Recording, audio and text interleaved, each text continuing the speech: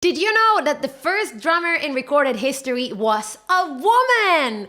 Her name was Lipu Xiao, and she was badass. In fact, there was a time when all drummers were women. No way! So why is the drum kit considered a masculine instrument, and what key points in history has shaped the drum kit as we know it today? My name is Vicky on Neon, I'm a drummer and educator. In this series, we're gonna take a look at the history of drumming and mainly focus on how drumming has evolved over the past 150 years. Vicky O'Neon presents Drumming Through the Decades.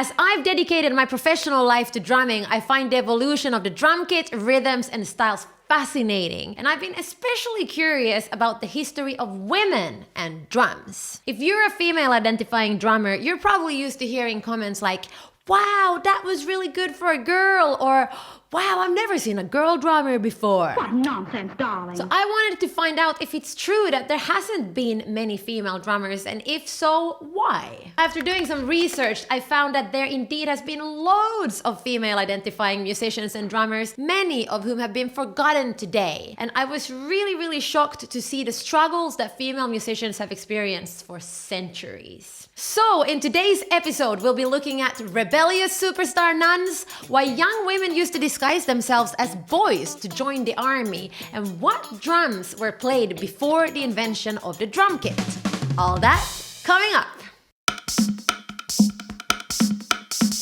Right, so the earth was formed, the dinosaurs were chilling, humans figured out the wheel, we got into some fights, made a bunch of babies, plugged in an electric guitar, grabbed our drumsticks and started rocking out, right? Hold on, there was a bit more to it. Drums have been the fundamental part of most cultures, and humans have been beating on things, making rhythms since the beginning of time. Researchers speculate that women were probably the first drummers as well as leaders of all artistic and religious activities in society. Ancient illustrations and archaeological findings from Israel, Egypt, Mesopotamia provide evidence that women have been drumming for thousands of years, originally using frame drums made from grain sieves. A frame drum is one of the most ancient musical instruments and considered the first drum to be invented. It has a single drum head usually made from rawhide that is wider than its depth and stretched over a round wooden frame called a shell. The shell has been bent and then scarf jointed together, and some frame drums also have metal rings or jingles attached to the frame. In many cultures, the drum was considered a feminine object and the heartbeat of Mother Earth. Women were considered magical creatures thanks to their ability to give birth and new life, and drums were a major symbol for sexuality, fertility, the sun, and the moon. So in about 2000 BC, we find the first named drummer in recorded history, Lipu Xiao. Lipu Xiao was a Mesopotamian drumming priestess in the city-state Ur. She was spiritual, financial, and administrative head of the most important temple in Ur, dedicated to the moon god Nana Suen. Lipu Xiao's role was to be a mediator between the divine and human realms. Her emblem of office was a balagdi, a small round frame drum. Women shamans like her, both in Eastern and Western cultures, were known to use drumming for healing rituals. Did you know that drummers used to be women? Drop a comment below. The earliest cymbals trace back to 1100 BC and were originally made in ancient Turkey, China, Egypt, and Israel. From around 600 BC and for thousands of years to follow, the primary purpose of drums was for war, both to set a marching beat for soldiers as well as motivate them.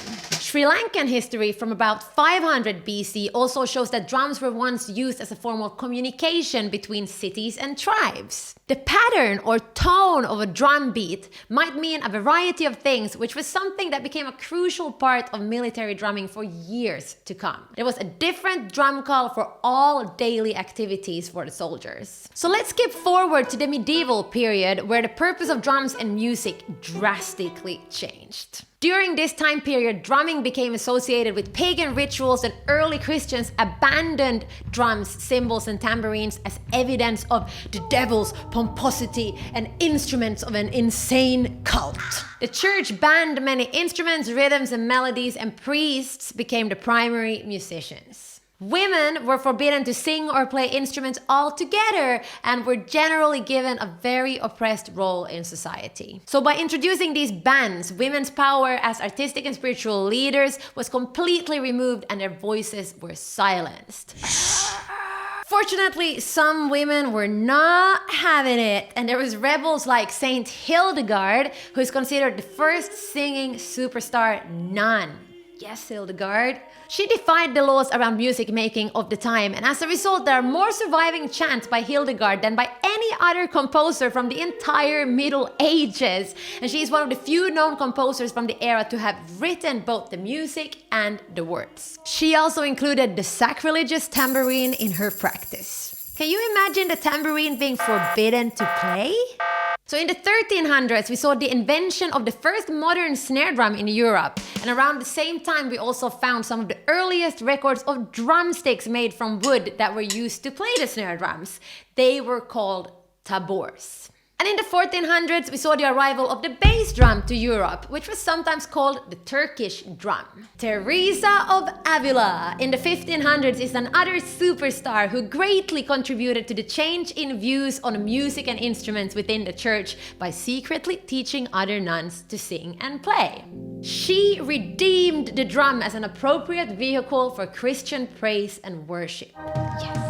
Some other notable women were Barbara Strozzi, Isabella Leonarda, and Francesca Caccini. Francesca is considered one of the most influential female European composers from the era, but very little of her music survived. Her stage work, La Liberazione du Reggiore, sorry, Italians, I can't pronounce that properly, is considered to be the first opera by a woman. Over time, different woods were used for different drums.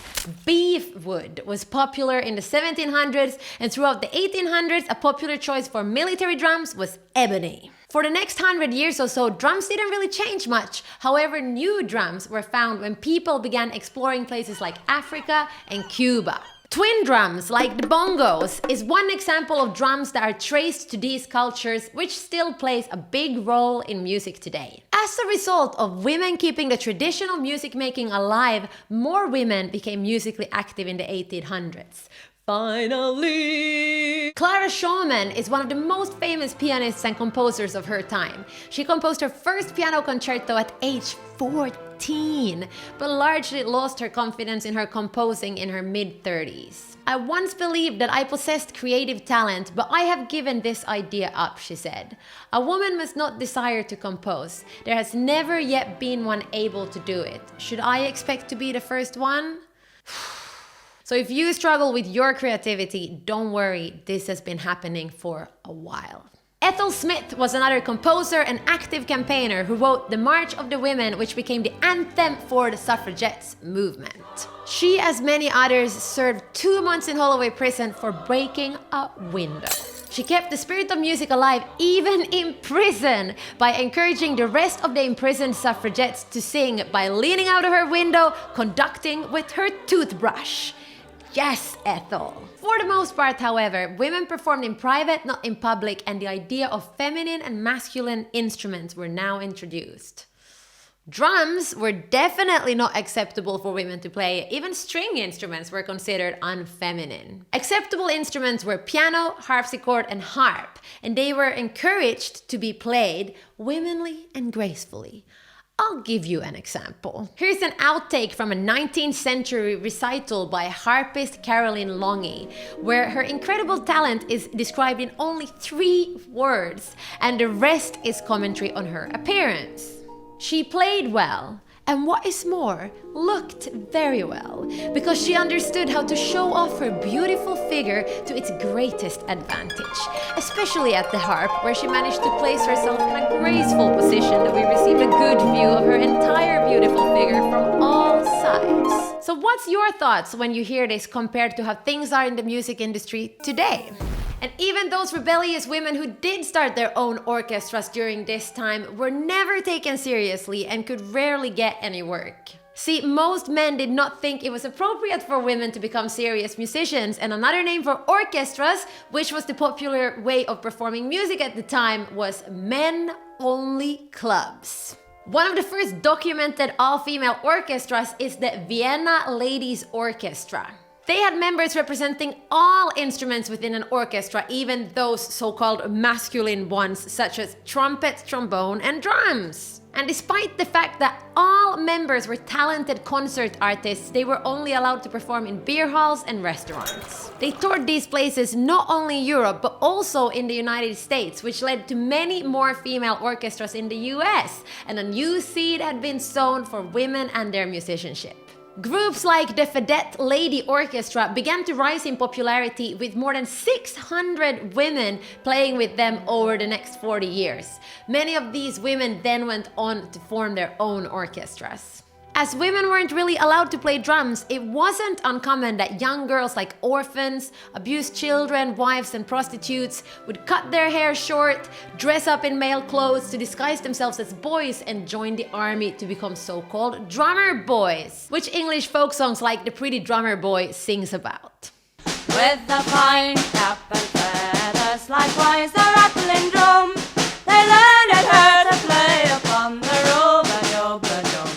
With a gentle waist of slender and her fingers long and small, she could play upon the rub-a-dub, the best of them all. After the Civil War, the dynamics in the United States began to change. As women and African Americans started to examine their role in society, the US found itself with some big questions to ask, and the people wanted answers. More on that in the next episode as we head into the early 1900s and learn about the invention of the drum kit, how female musicians get more exposure, as well as why a drum set used to be called a trap set.